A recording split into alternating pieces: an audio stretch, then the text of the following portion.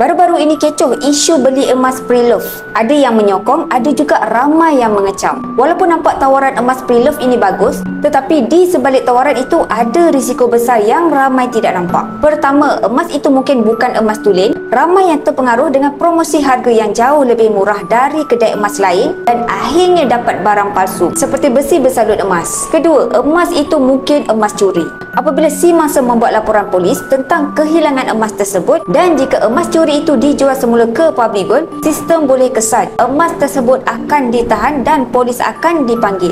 Anda boleh dikenakan tuduhan bersubahat atas kecurian harta. Ketiga, emas pre-love mungkin rosak, kemek atau calar. Bank dan kebanyakan kedai emas tidak terima emas yang rosak. Jika mereka terima sekalipun, harganya ditolak 20 hingga 30%. Ini belum termasuk risiko ditipu, duit sudah bayar, emas tak sampai atau barang hilang semasa penghantaran. Untuk mengelakkan risiko-risiko ini, pastikan beli daripada penjual yang ada reputasi tinggi. Public Gold sudah 17 tahun dalam bisnes dan rekod sifar kes penipuan. Emasnya tulen, berkualiti dan terjamin. Semoga perkongsian saya bermanfaat dan boleh follow saya untuk lebih banyak ilmu tentang emas.